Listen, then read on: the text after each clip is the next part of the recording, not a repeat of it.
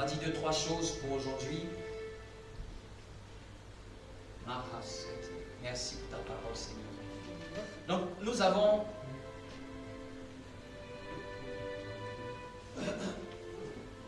avons dit dimanche dernier, pour ceux qui nous ont suivis, nous avons parlé et mis l'emphase sur 2 catégories de choses. Nous sommes toujours dans la thématique garde ton cœur plus que toute autre chose. Dis avec moi, garde ton cœur plus que toute autre chose.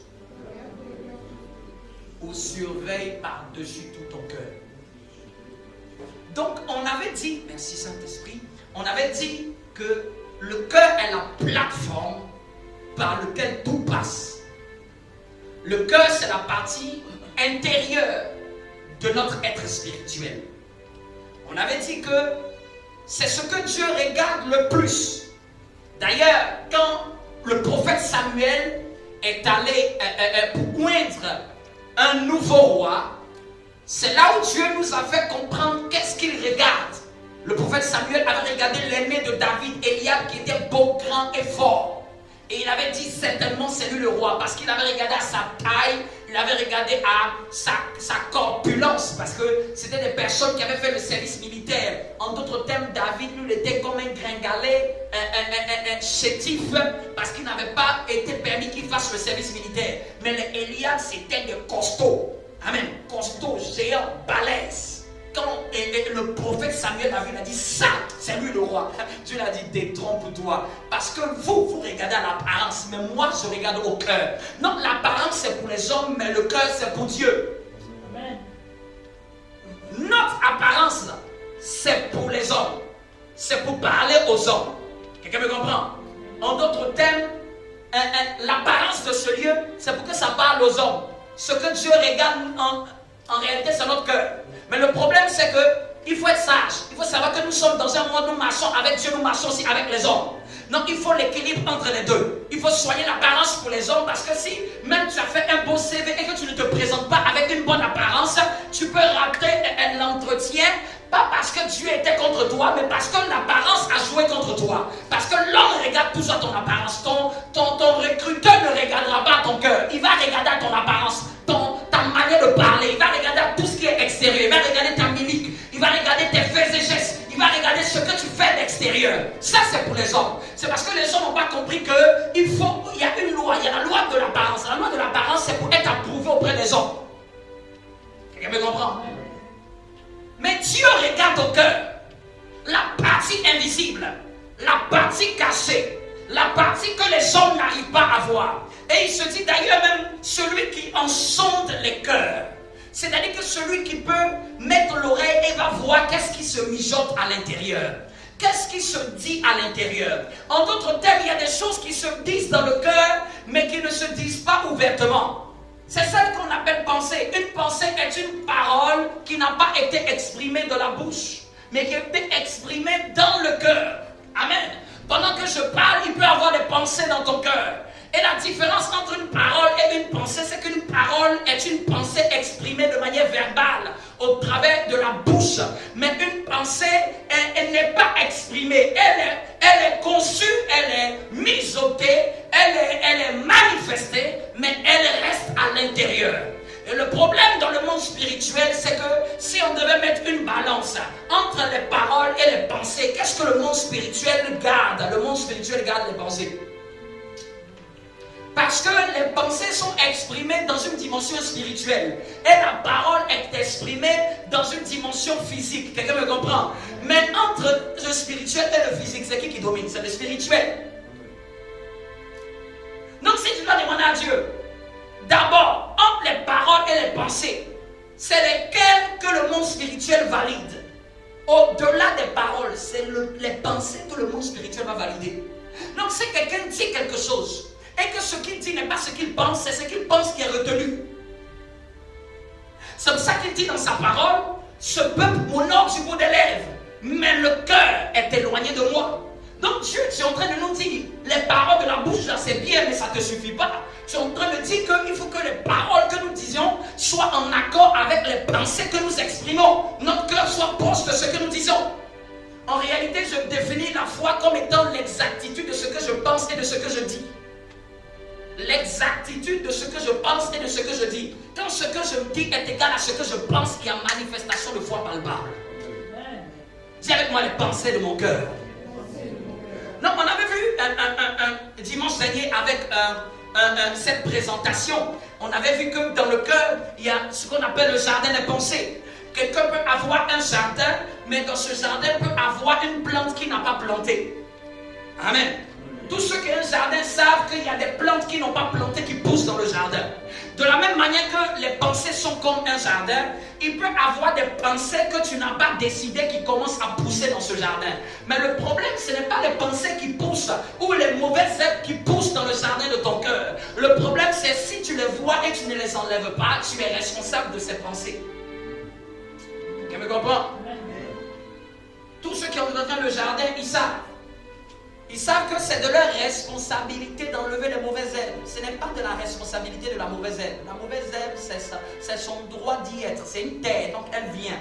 Mais il est de la responsabilité du propriétaire de traiter la mauvaise herbe. Voilà pourquoi Dieu dit par-dessus tout, veille sur ton cœur. En d'autres termes, Dieu ne peut pas garder notre cœur à notre place. Ça, c'est une part de responsabilité que nous ne pouvons pas lui donner.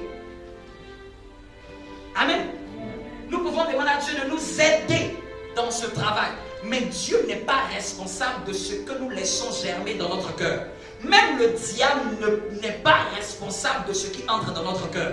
Le diable est responsable de ce qu'il envoie, mais il n'est pas responsable de ce qui entre et de ce qui pousse et ce qui porte du fruit négatif dans notre cœur. Il n'en est pas responsable. Le responsable, c'est celui qui a laissé cette pensée s'installer. Amen. Les pensées émettent une forme, comment je pourrais le dire pour ne pas qu'il soit mal compris. Les pensées dominantes dans le cœur de quelqu'un relâchent une atmosphère, relâchent un esprit, relâchent un certain climat. Il me donne cette image. En fonction du type de plante que quelqu'un plante dans son jardin, il y a des genres d'insectes qui viendront ou pas. Il y a des insectes qui viennent à cause de souvent certaines plantes qui les attirent. En d'autres termes, les esprits ne sont qu'attirés par ce qu'ils voient comme odeur à l'intérieur de nos cœurs. Si quelqu'un devait noter le sang que Satan combat le plus sur nous les êtres humains, c'est le jardin des pensées. Si tu dois te demander, Satan me combat le plus à quel niveau? Satan nous combat tous au plus haut niveau, au niveau des pensées. C'est le territoire de l'être humain qui est le plus attaqué que tout. Quelqu'un me comprend? C'est là où se braquent les assauts les plus élevés de Satan. C'est le champ de bataille. On l'appelle même, pour ceux qui ont beaucoup étudié le sujet, les pensées sont appelées le champ de bataille. Parce que celui qui gagne la victoire là-bas, c'est lui qui va détenir la citadelle appelée la volonté de l'être humain. Parce que d'une pensée peut être engendrée une émotion, et d'une émotion, une décision, une action. Quelqu'un me comprend? Donc le but de Satan, c'est de capturer la volonté de quelqu'un. C'est de soumettre les décisions, les choix d'une personne. Mais pour qu'il puisse capturer les décisions, les choix d'une personne, il faut qu'il ait gagné la victoire dans le jardin des pensées. Quelqu'un me comprend? C'est avec moi, d'une pensée viendra une émotion. Et d'une émotion, une action. Donc si quelqu'un se plaint des actions de sa vie, ce n'est pas comme les actions qu'il doit commencer à travailler. Il doit commencer à travailler. Quel genre de pensée produit cette action? Quel genre de pensée ai-je? Qu'est-ce qui est installé? Qu'est-ce qui est déposé? Qu'est-ce qui a été inséré dans mon jardin qui produit de telles réactions de ma part? Même si c'est des réactions involontaires, dis-toi qu'il y a quelque chose qui a été planté. Inconsciemment ou consciemment. Amen. Si la nuit j'entre dans ton jardin et je plante quelque chose, tu ne le sais pas. Elle n'a pas besoin de ta volonté. Elle a juste besoin de la liberté de ton jardin pour avoir accès. Satan n'a pas besoin de ta volonté pour semer. Parce que la parabole, Matthieu 13 nous dit, pendant qu'un homme a semé une bonne semence dans son champ, la Bible dit que la nuit, un homme est venu, la nuit, pendant que cet homme dormait. Le problème de surveiller le cœur, c'est même la négligence qui peut faire que Satan peut faire des choses dans le cœur de quelqu'un. Négliger ce qui entre dans son cœur. Négliger ce qui se mijote dans son cœur. Donc la Bible dit que cet homme a semé de l'ivraie pendant que tout le monde dormait. Donc Satan n'a pas besoin que tu saches. Satan n'a pas besoin que tu sois conscient quand il est en train de faire quelque chose. J'écoutais quelqu'un sur les réseaux, il a dit quelque chose qui était important. Il dit que dans les temps dans lesquels nous sommes, Satan ne va pas t'attaquer frontalement. Parce que s'il t'attaque souvent frontalement, tu sauras comment riposter. Satan va veiller à te défocaliser, à te distraire. Parce que défocaliser quelqu'un, c'est changer ses pensées vers autre chose. Quelqu'un est focalisé, c'est que ses pensées sont sur une chose. Si tes pensées sont sur les choses de Dieu, Satan va veiller en sorte que tes pensées se défocalisent. Et il a gagné.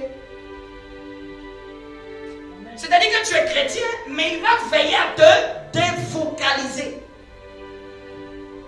D'ailleurs, il y a un mot qui est très important pour que l'œuvre du Saint-Esprit commence dans la vie de quelqu'un. La repentance. Et la repentance, dans sa définition, ce n'est pas la confession des péchés. Sinon, les deux n'auraient pas eu des mots différents. La repentance veut dire changer d'idée, changer de pensée. En d'autres termes, chaque fois que le Seigneur fait quelque chose dans notre vie, c'est parce que nous avons changé de manière de penser sur quelque chose. En d'autres termes, il ne peut pas avoir œuvre du Saint-Esprit dans le cœur de quelqu'un sans que la personne ait eu une repentance. En d'autres termes, n'ait eu une autre manière de penser différente de celle à laquelle elle pensait. Ce qui empêche que le Saint-Esprit travaille dans la vie des gens, c'est parce qu'il n'y a pas de repentance. Il n'y a pas quelqu'un qui dit, oh Seigneur, je me répands d'avoir pensé comme ceci. Nous tous, quand nous avons commencé la vie chrétienne, on nous a injecté certaines pensées. On nous a injecté certaines pensées, disons que si tu vois une femme qui porte un pantalon, c'est un péché. C'était un système de pensée. Mais quand on a commencé à grandir et il y a eu maintenant ce renouvellement, Dieu nous a fait comprendre et c'est là que tu t'es repenti. Tu as changé de manière de penser à ce sujet. Ouais, ça c'est un seul domaine. Mais imagine les domaines dans lesquels nous avons une pensée qui est différente du Saint-Esprit. Dis avec moi, les pensées sèment une émotion. Et les émotions provoquent une décision. Donc pour que ça change à l'extérieur, il faut que ça change à l'intérieur. Donc le jardin des pensées, c'est la zone la plus attaquée. Quelqu'un doit noter, c'est la zone la plus attaquée, la plus combattue de nos vies. Pourquoi? Celui qui gagne possède notre décision, possède notre réaction, influence nos choix et finalement va corrompre notre esprit. Quelqu'un me comprend? Et on avait dit il y a 3 semences, 3 sources de pensée. On avait dit la pensée de Dieu, la pensée du diable et la pensée humaine. Amen. On avait dit la pensée de Dieu, elle est reconnaissable. C'est une pensée égale à Philippiens 4:8. Amen. Philippiens 4:8 avait dit que ce qui est pur, ce qui est honorable, ce qui est juste, soit l'objet. La Bible même dit que cela soit l'objet de tes pensées. Méditer, c'est décider de penser sur un sujet. Méditer, c'est décider de penser sur un sujet. Non, souvent que les chrétiens disent, c'est pas méditer la Bible. Méditer la Bible, c'est pas forcément ouvrir la Bible. Méditer, c'est bien plus qu'ouvrir la Bible. C'est décider de penser aux choses de Dieu. C'est de faire des choses de Dieu, des paroles de Dieu, l'objet de tes pensées. Je veux penser que l'Éternel est bon pour moi. Tu médites. Parce que si quelqu'un ne médite pas les pensées de Dieu, il va méditer les pensées du diable. Pourquoi on nous demande de méditer? Méditer, c'est de concentrer notre pensée sur un sujet. Parce que celui qui ne concentre pas ses pensées sur un sujet va concentrer ses pensées involontairement sur un autre. Au fait, personne ne devient excellent dans sa vie s'il ne médite pas. Même les païens que je connais, ils vont te dire le matin, médite. Ce qu'ils appellent méditer, c'est le fait de s'asseoir et de se concentrer sur ce qu'il veut. En d'autres termes, personne ne devient meilleur dans sa vie s'il ne médite pas. Parce que si quelqu'un, quand je dis médite pas, c'est-à-dire qu'il ne peut pas s'asseoir et focaliser ses pensées sur les choses de Dieu. Donc quand il médite là, c'est pas souvent parce que les pasteurs veulent vous fatiguer. C'est parce qu'en fait, si tu ne médites pas, autre chose va s'installer. Méditer, c'est une manière de surveiller son cœur. Parce que dans le train-train quotidien, au métro, au boulot, au dodo, ce que tu vas méditer, c'est ce que tu as vu à l'affiche dans le métro. Si tu ne médites pas toi-même, c'est la publicité de la télé que tu vas méditer. C'est le journal de 20 heures que tu vas méditer. C'est les racontats et les critiques et les âneries et les insultes et ce qu'on t'a fait que tu vas méditer. En d'autres termes, si tu ne décides pas de méditer les pensées de Dieu, tu vas méditer des mauvaises choses. Et un être humain est comme il médite. Ouais. Nous sommes à la mesure de nos méditations. Nous sommes le reflet de nos pensées focalisées. Quelqu'un me comprend? Donc dans le mouvement de la vie, là, tiens ton voisin, surveiller son cœur, là, c'est aussi méditer. C'est-à-dire que c'est revenir voir qu'est-ce que je focalise en moi. Je focalise mon cœur sur quoi? Parce que le cœur de l'homme est tortueux. Donc ça tu peux noter. Surveiller son cœur là, c'est décider de méditer, de prendre du temps et de focaliser ses pensées dans une direction que Dieu honore, que Dieu agrée, que Dieu valorise. Parce que le monde est comme une forme de poubelle de pensée. En d'autres termes, si tu ne médites pas les pensées de Dieu, ton cœur va devenir une poubelle. Ton cœur va absorber tout et n'importe quoi. Méditer, c'est le moment de dire, je ne veux pas ce genre de pensée. Je veux ces pensées honorables. Je veux diriger mon cœur vers les choses de Dieu, vers les paroles de la vie. Quelqu'un me comprend? Le cœur de l'homme peut devenir facilement une poubelle. Parce qu'il y a toute forme de pensée. Toute forme de pensée. Il y a toute forme de pensée. Donc si je ne focalise pas mes pensées vers Dieu, je risque de devenir l'attraction des poubelles de pensée. Des pensées sales, des pensées impures, des pensées qui n'honorent pas le nom de Dieu, des pensées qui voient le mal partout, des pensées d'aigreur, des pensées de mélancolie, des pensées de tristesse. Je risque de faire de mon cœur l'attraction des pensées négatives et des pensées basses. Dis avec moi, il faut que je décide de penser. C'est ce que j'appelle méditer. Méditer, c'est penser. Mais penser dans le bon sens. En d'autres termes, nos pensées ont besoin de quelqu'un qui le dirige. Si ce n'est pas toi qui le dirige vers Dieu, Satan va prendre le volant, va le diriger à sa guise.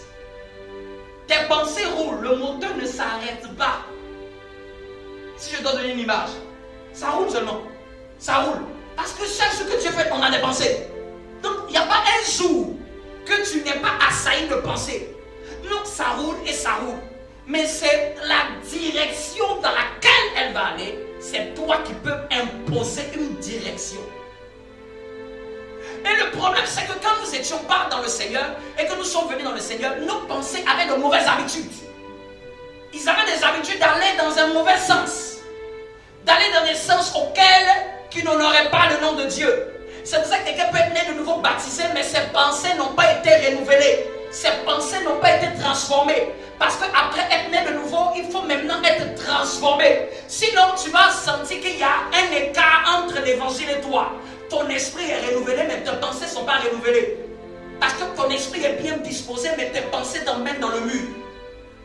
Donc l'esprit bien disposé là, il va dans le mur. Puisque les pensées dominantes d'un homme déterminent la direction d'un homme. Donc ton esprit est bien né de nouveau. Tu es bien, ton esprit aime Dieu. Mais comme tes pensées n'ont pas été disciplinées, comme tes pensées n'ont pas été focalisées vers les choses de Dieu, tu es bien disposé mais en allant vers le mur. C'est pour ça qu'être né de nouveau là c'est bien, mais c'est insuffisant pour vivre la grâce de Dieu. Il faut que tes pensées soient en accord avec celles de l'esprit. Quelqu'un me comprend? Non, on avait dit les pensées de Dieu, les pensées humaines. Les pensées humaines, c'est les pensées que toi-même tu décides de penser. Amen. Dis à ton voisin, est-ce que tu sais qui pense à ta place? Est-ce que tu t'es déjà demandé d'où viennent ces pensées que tu as? Demande-lui, est-ce que tu t'es déjà demandé d'où ça vient? Il y a des pensées, si vous ne vous demandez jamais d'où ça vient, ça va nous corrompre. Ce n'est pas parce que nous sommes chrétiens que ça veut dire que toutes les pensées qui viennent à nous sont de Dieu. Ce n'est pas parce que les chrétiens ne sont pas fous. Ce n'est pas parce que nous sommes chrétiens que ça veut dire que toutes les pensées qui viennent à nous sont des pensées divines. Tu dois toujours demander, est-ce que c'est Jésus qui pense ce genre de pensée? Est-ce que de telles pensées-là, Jésus peut les penser? Tu vas savoir que celui qui est derrière ça là va se taire. Quand une pensée vient à toi, une manière que de surveiller ton cœur, pose-toi la question, est-ce que c'est une pensée que Jésus aurait pensée? Est-ce que Jésus aurait eu ce genre de pensée? Si tu te poses directement la question, tu sauras directement la réponse. Parce que si c'est un esprit qui est contraire à celui de Jésus, il va faire le sournois. Il va fermer sa bouche. Il va se taire.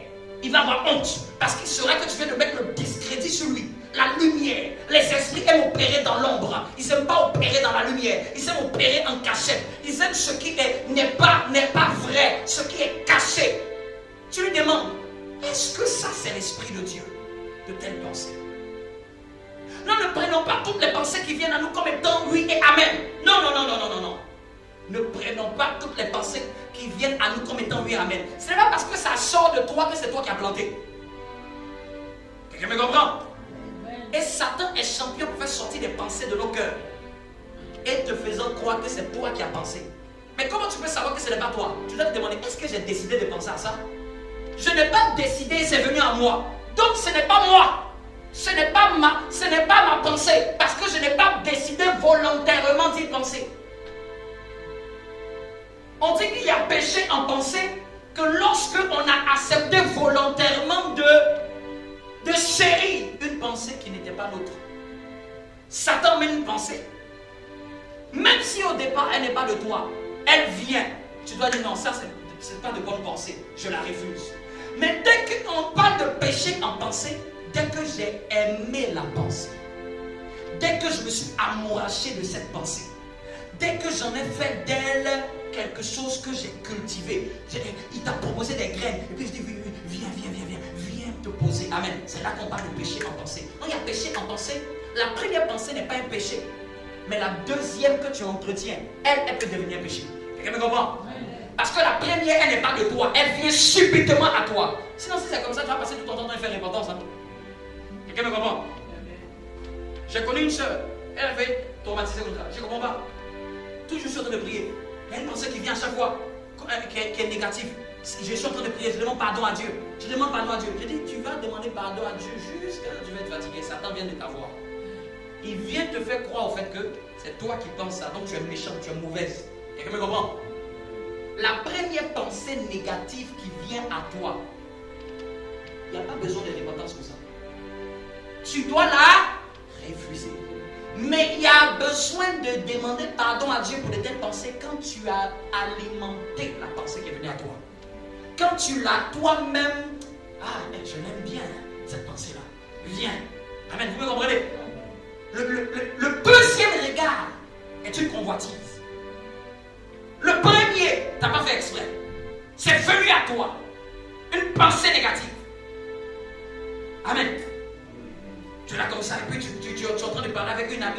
puis une pensée qui vient à toi, une fille mauvaise comme ça. C'est que c'est monté dans ton cœur comme ça. Pour ça, tu n'as pas besoin d'être désolé. Quelqu'un me comprend? Parce que c'est Satan qui vient de te l'envoyer. Quelqu'un me comprend? Mais maintenant, si une pensée mauvaise est montée comme ça et que tu n'as pas dit non dans ton cœur, elle, c'est une bonne soeur. Elle peut avoir des défauts. Et que tu as dit, je pense qu'elle est mauvaise maintenant. Là, tu as péché. Parce qu'il t'a sollicité et tu as accepté. Quelqu'un me comprend?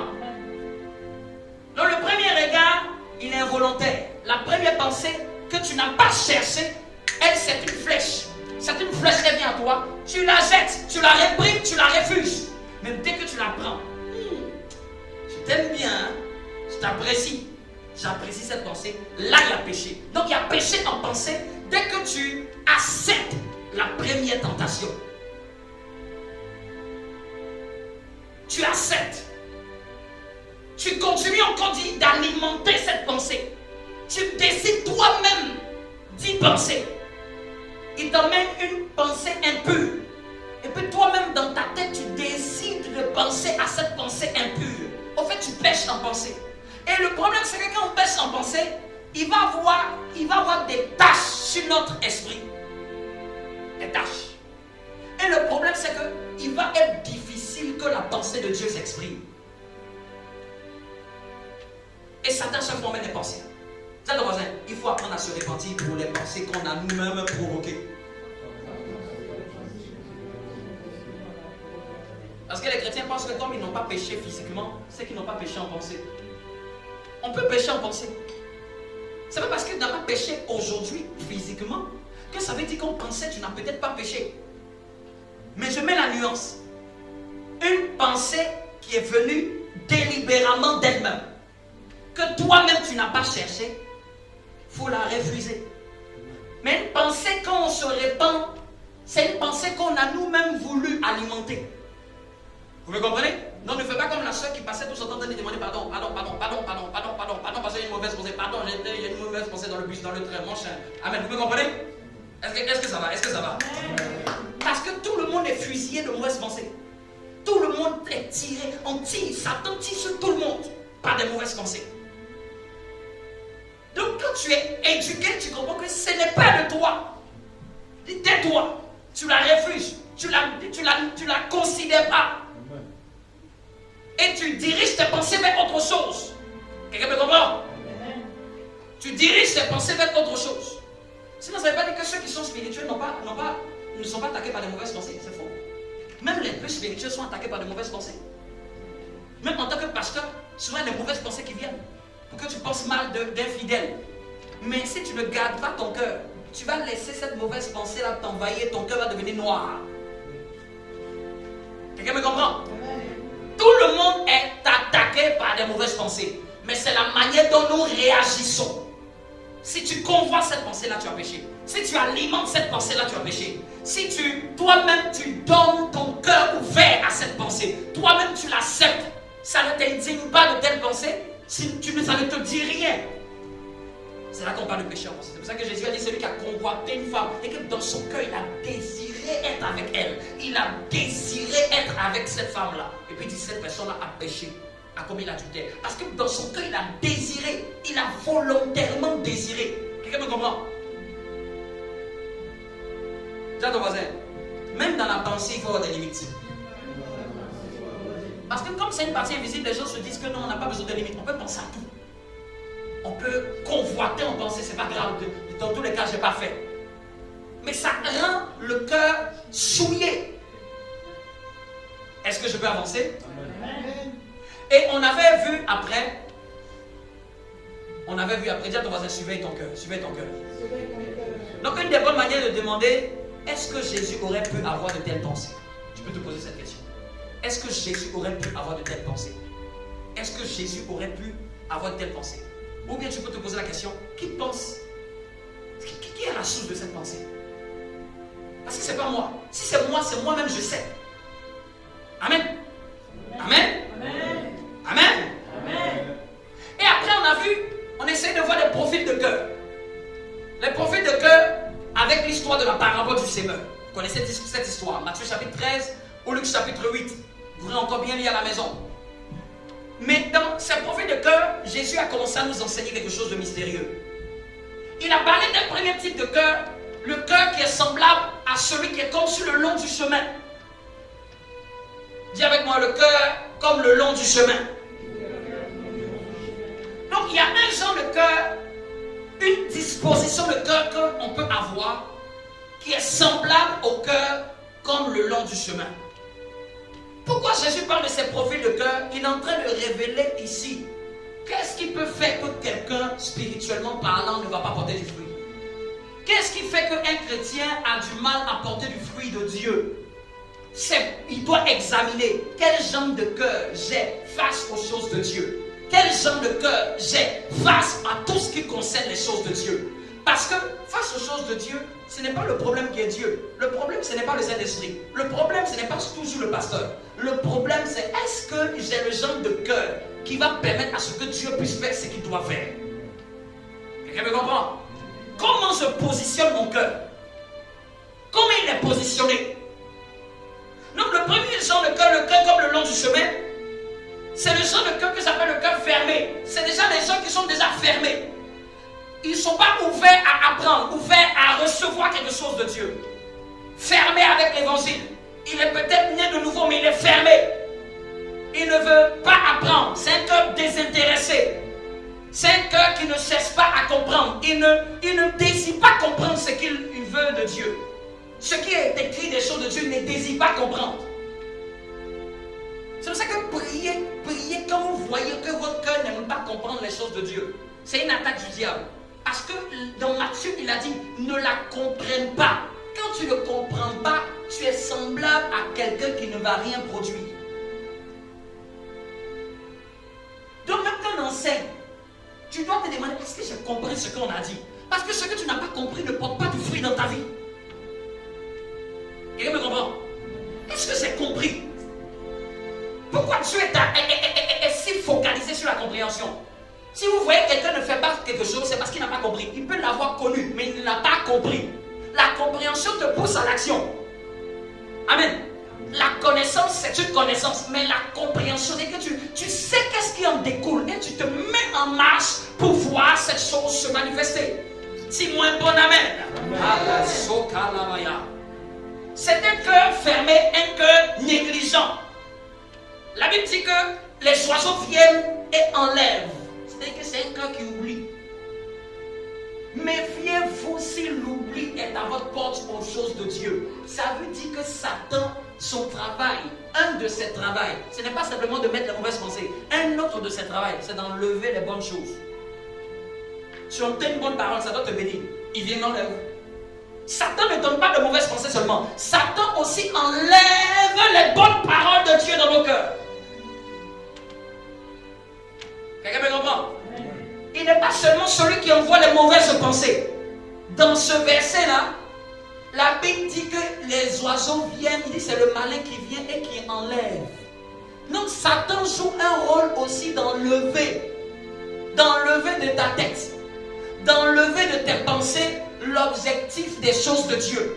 J'ai oublié que je devais prier. Ce n'est pas normal que tu aies oublié et que tu ne peux pas oublier le repas. Quelqu'un me comprend? Vous pensez que c'est anodin, hein? Mais c'est un signe que Satan vous enlève déjà ce qui est bon. Il vous attaque comme ça. Il attaque tout le monde comme ça. Comme je ne peux pas oublier le repas du matin, de midi, mais j'ai oublié de prier. Et puis après 5 jours, ça va, tu te rends compte, hey, toute la semaine est passée, je n'ai même pas prié. En fait, c'est que même la pensée dit pensée n'y est pas venue. Satan s'est débrouillé que tu oublies. Que la semaine passe et que tu oublies. Ça ne doit pas rester comme si tu ne dois pas te dire non, ça doit être normal. Ah, c'est vrai, ça m'arrive souvent d'oublier. Non, tu dois regarder. Si tu n'oublies pas les choses qui ne sont pas importantes et tu oublies les choses de Dieu, c'est que Satan t'attaque sur ce premier terrain. J'oublie de prendre ma Bible, j'oublie de venir à l'église. J'oublie. Comment ça se fait que les choses de Dieu, les gens facilement oublient? Non, l'esprit qui les attaque là, c'est un esprit d'oubli.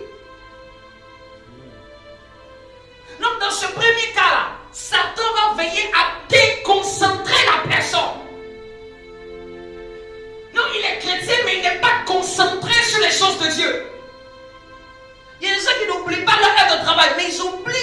prière. Comment tu peux oublier qu'il y a prière? Une prière qui se fait chaque fois à la même période. Vous ne trouvez pas ça bizarre? J'ai oublié. Tu as déjà oublié d'être au travail? Comment nous arrivons à faire ça? Et puis quelqu'un va penser que c'est normal. Je suis en train d'être attaqué. Regarde les choses de Dieu. Regarde à quel niveau tu les oublies. Regarde, si tu vois que tu l'oublies beaucoup. Ah, j'ai oublié d'apporter mon offrande. J'ai oublié. Il y a des gens, ils oublient toujours leur offrande. J'arrive pas à comprendre. C'est qu'une fois, deux fois de temps en temps. Mais lui, c'est que tout le temps, il ne pense jamais à ça. Il ne pense jamais à ça. Ça ne vient jamais dans son cœur. Vous pensez que c'est un hasard? Ce n'est pas un hasard. C'est le genre de cœur qu'on monte sur le long du chemin. C'est une personne que Satan veille à déconcentrer. Et quelqu'un de déconcentré ne reçoit pas pleinement la grâce. Ne porte pas de fruits dans les choses de Dieu. Je vais vous donner un conseil. Si vous voulez faire les choses de Dieu, veillez à votre concentration sur les choses de Dieu. Veillez à ce qui veut vous défocaliser. C'est ça même les plus grandes attaques de Satan, mais de manière silencieuse. Tu as oublié. Et qu'il n'y a rien, même la parole de Dieu, tu l'oublies. Les versets, tu les as oubliés. Tout, tu oublies. Tu oublies tout. Qu'est-ce que c'est que quelque chose n'est pas resté là? La Bible dit que de peur qu'ils ne comprennent et croient. Satan sait que si ça reste, tu vas faire. Donc Satan se charge d'enlever. Se charge de vite enlever. Tu as pris une décision. C'est pour ça que quand vous êtes sérieux avec les choses de Dieu, là, vous allez noter parce que vous savez que vous pouvez être sujet à être attaqué par l'oubli. Vous avez une inspiration, vous n'écrivez pas. Satan va se débrouiller que vous oubliez. Dieu peut même vous avoir donné de grandes idées. Mais si vous n'avez pas pris le temps d'écrire, de noter, Satan va emmener l'oubli. Et peut-être une inspiration vient de disparaître. Une révélation vient de disparaître. Dieu t'a donné peut-être. C'est pour ça que tu dois être énervé que tout le temps, toi tu rêves. Et tout le temps tu oublies les rêves. Tout le temps. Ça peut arriver des fois. Parce que peut-être on est fatigué. Mais quelqu'un qui ne se rappelle plus de ses rêves, c'est un combat de Satan contre ses pensées, contre ses rêves. Comment je rêve tout le temps? Une fois aussi comme ça peut arriver. Nous tous, ça nous a déjà arrivé d'oublier des rêves. Mais je parle de quelqu'un qui est dedans tout le temps. Il ne se rappelle pas une année, 2 années. C'est une attaque. C'est une attaque. Amen. Dis avec moi, Seigneur, donne-moi d'être concentré. Non, le cœur comme le long du chemin, c'est le cœur oublieux. C'est le cœur qui ne retient rien.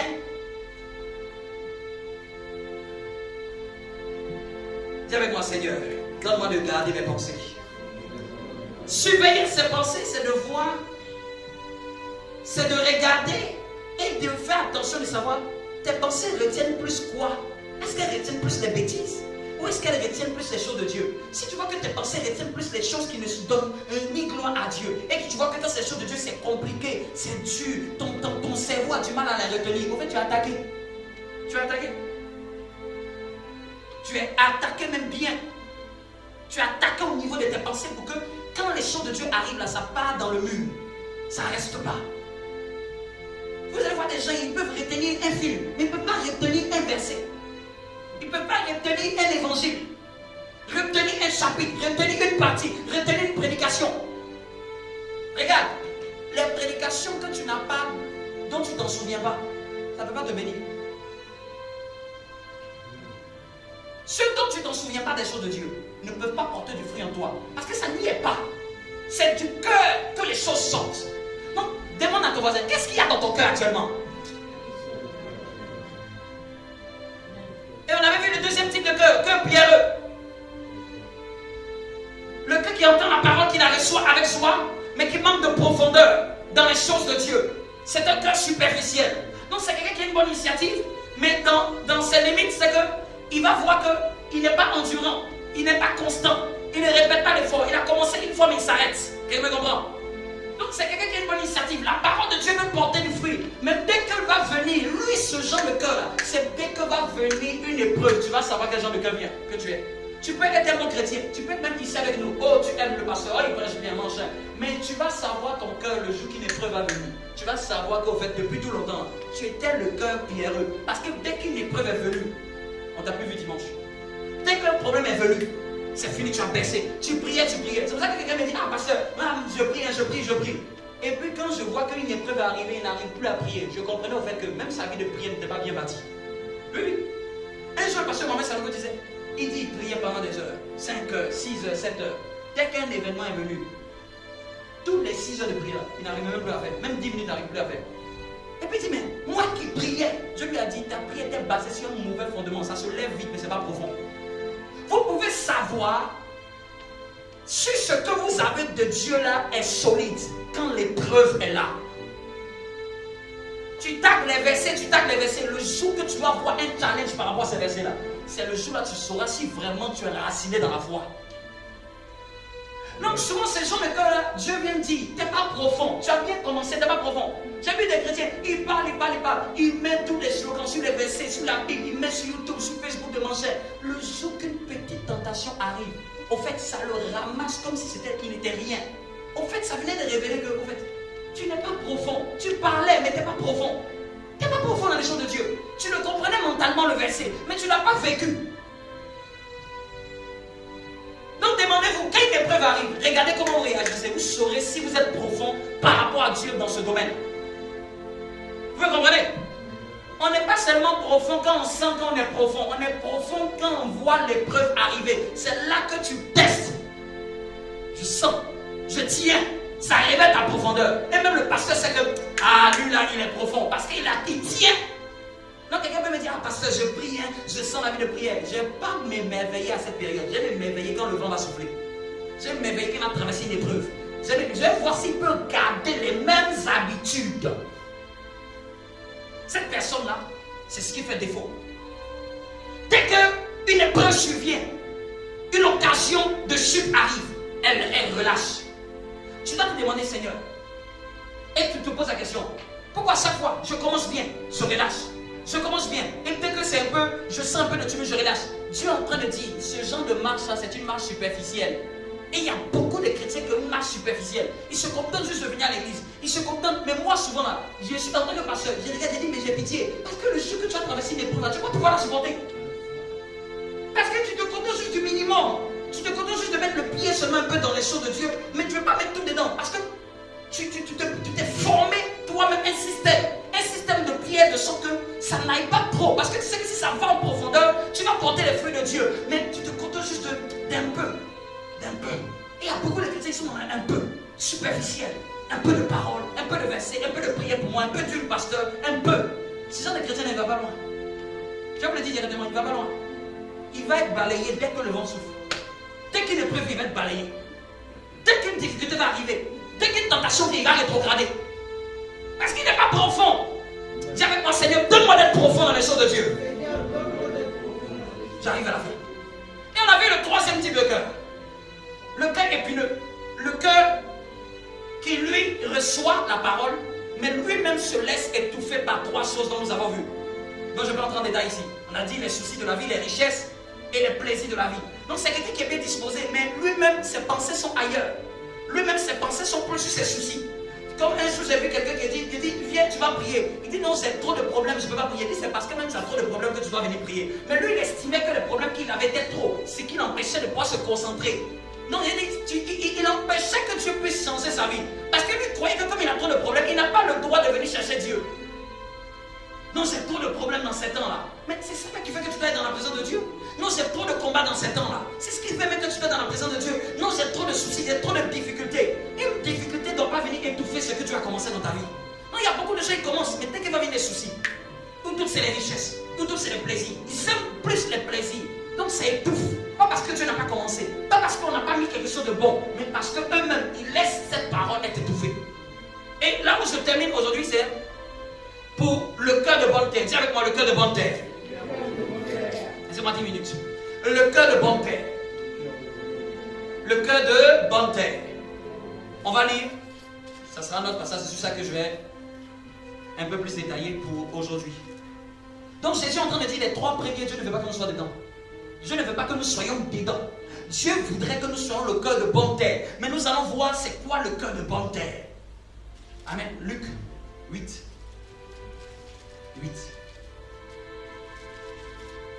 Amen. Dis avec moi le cœur de bonté. Dis avec moi le cœur de bonté. Dis avec moi, Seigneur, fais de moi un cœur de bonté. Verset 15, chapitre 8 de Luc. Ce qui est tombé dans la bonne terre. C'est pour ça que j'appelle ça le cœur de bonne terre. Ce sont, donc c'est une catégorie d'individus. Vous comprenez que c'est une métaphore, la terre. Ceux qui sont la bonne terre, ce sont des individus, c'est une catégorie de personnes. Ce qui est tombé dans la bonne terre, ce sont ceux qui, ayant entendu la parole avec un cœur honnête. La première caractéristique d'une bonne terre et d'un bon cœur, c'est un cœur honnête. Vous pouvez noter qu'un cœur honnête, c'est un cœur vrai. C'est un cœur pur. Quand je dis un cœur honnête, un cœur vrai, je ne parle pas d'un cœur parfait forcément.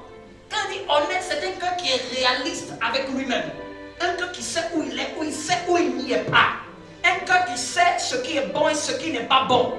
Un cœur qui sait s'ajuster par rapport à ce qu'il sait qui est bon. Amen. Et Dieu aime les cœurs droits. Dieu aime le cœur pur. Un cœur honnête, c'est un cœur qui ne veut pas se mélanger avec autre chose. Donc pour être une bonne terre, Dieu demande d'avoir un cœur honnête. Tiens, donc soyons honnêtes. Honnête, c'est être réaliste, reconnaissant sa condition. C'est un cœur qui sait se remettre en question. Un cœur qui ne sait pas se remettre en question n'est pas un cœur honnête.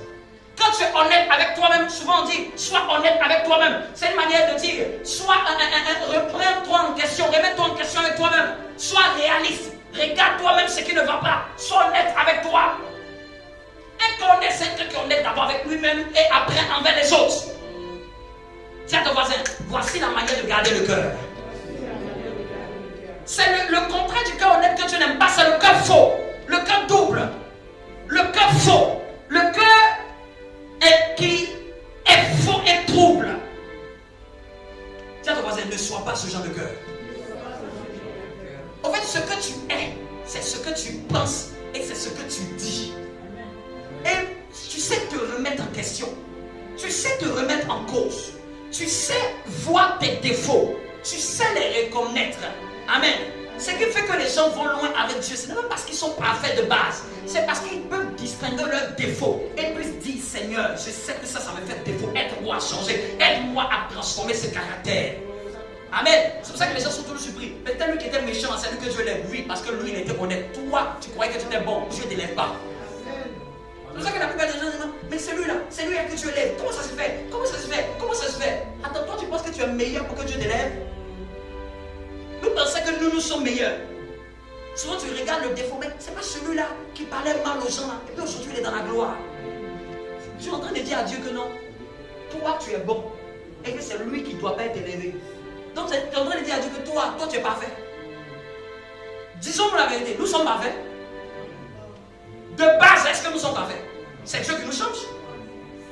Donc on dit de base, nous tous nous avons des mauvais caractères, des mauvaises manières de faire. Mais qu'est-ce qui fait que Dieu distingue les uns parmi les autres? C'est les autres qui ont décidé de s'ajuster. Ils sont honnêtes. Enlève ça en moi, enlève cette graine en moi, enlève cette gangrène, enlève cette maladie. Je suis méchant, enlève ce cœur méchant. Amen. Amen. Amen. Si Dieu ne te dit pas de changer quelque chose, comment tu peux devenir meilleur? Ceux qui sont hauts, ce n'est pas parce qu'ils ont un cœur parfait, c'est parce qu'ils ont su s'ajuster et être honnêtes avec eux-mêmes et avec les autres. Ils ont appris à se remettre en question. Un cœur vrai. Tiens ton voisin, est-ce que tu peux être vrai avec moi?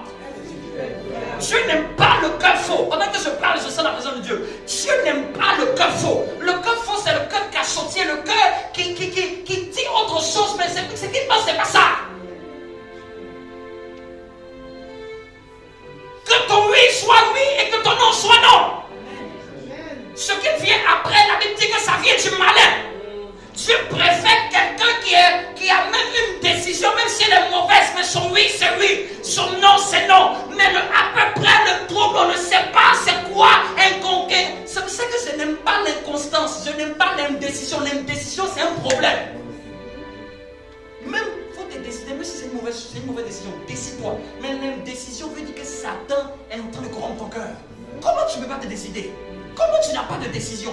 Comment tu ne peux pas savoir, tu ne peux pas te dire quelle est ta position? Tu es indécis. Tu ne peux pas. Toi, c'est non, toi, c'est oui. C'est pas non, c'est pas oui, donc c'est quoi? Il n'y a pas un mot même pour qualifier ça. Ça n'existe pas. Dites-moi le mot quand c'est pas oui, quand c'est pas non. Dites-moi. La Bible dit que sur le reste, ça vient du. Quand c'est pas non, quand c'est pas oui, le reste, ça vient du. Et après, il dit avoir un cœur honnête. Tiens-toi debout. Nous arrivons à la fin. Est-ce que tu te donnes debout, s'il te plaît? Amen. Dis avec moi, Seigneur, donne-moi un cœur honnête. Seigneur, donne-moi un cœur honnête.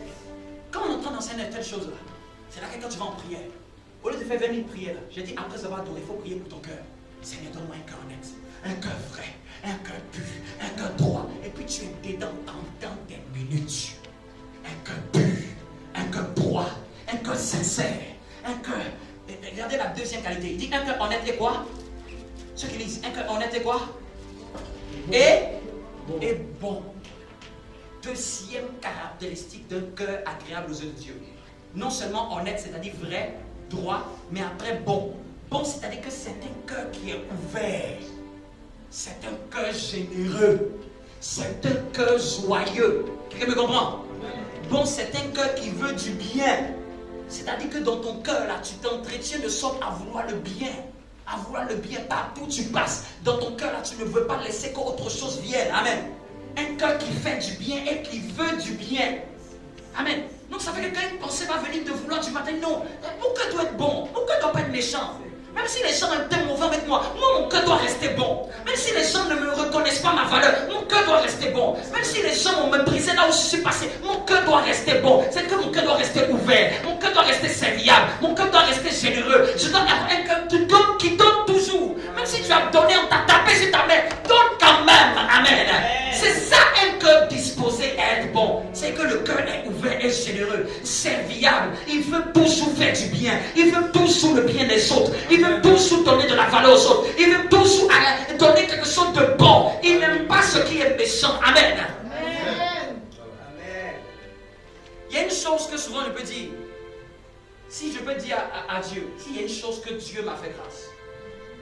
Il y a certains domaines peut-être on peut avoir des défauts. C'est une chose que Dieu m'a fait grâce. J'ai dit, Seigneur, c'est le cœur que tu m'as donné. C'est-à-dire que même si je suis dans ma pire folie,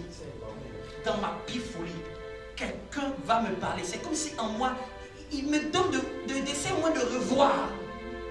Pour moi, je trouve que c'est une bénédiction que Dieu m'a donné ce genre de cœur.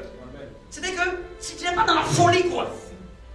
C'est que même si je suis entêté, ce cœur-là peut s'adoucir, s'adoucir. Amen. S'adoucir. Les gens qui n'ont pas comme c'est les gens qui sont durs.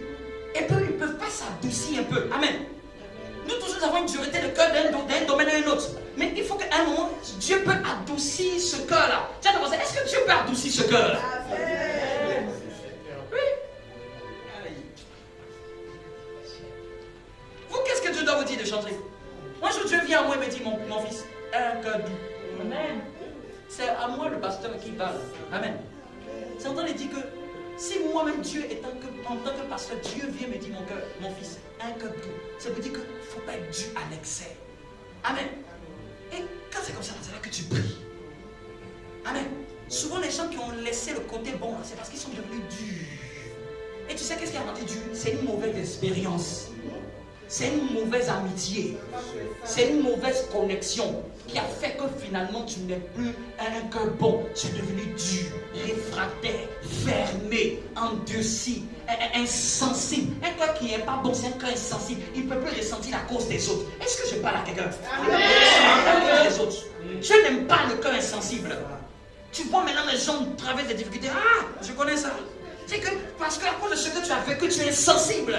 Je vous dis, si vous voulez être agréable aux yeux de Dieu, soyez un genre de personne qui a le cœur sensible. Amen. Soyez sensible à la cause des autres. Amen. Sensible aux douleurs des autres. Sensible à la manière dont les autres vont. Amen. Troisième caractéristique d'une bonne terre. J'avance ou je termine? Amen. Troisième caractéristique d'une bonne terre. La bonne terre a 4 qualités que nous devons rechercher. Honnête, c'est-à-dire vrai, droit et pur. 2, bon, j'ai dit bon, c'est joyeux, ouvert, sensible, qui veut du bien, amen. Sensible, ouvert. Troisièmement, il dit la rétienne. Lisez bien, c'est dans le texte, il dit la rétienne, n'est-ce pas? La rétienne.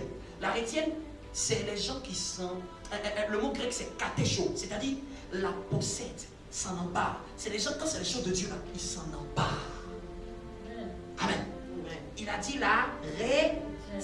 C'est-à-dire que, j'essaie de comprendre, mais c'est quoi qu'il dit la rétienne? C'est les gens qui détiennent la chose de Dieu.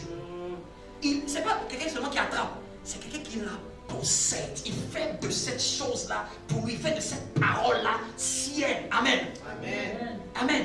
Il la possède, il s'en empare, il la détient, il la contient. Il garde cette parole, il la serre dans son cœur. Il fait de cette parole sa parole. Il dit non, je ne peux pas passer outre ce message.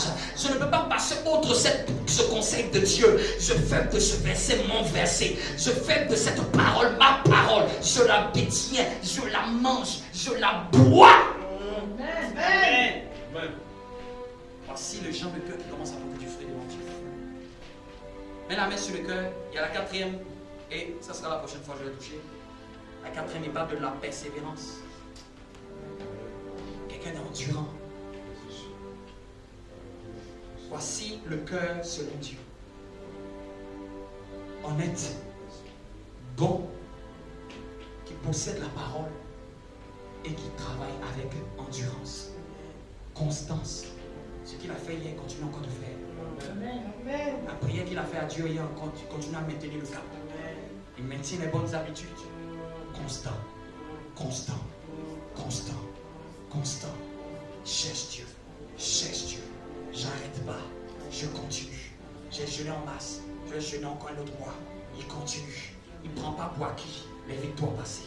Il ne prend pas pour acquis les bénédictions passées. Il continue. Beaucoup de chrétiens, ce qui les fatigue, ne sont pas constants, ne sont pas constants, ne sont pas persévérants. Ils s'arrêtent quand tout est prêt de venir. Ils se découragent. Je prie pour nous ce matin. Amen.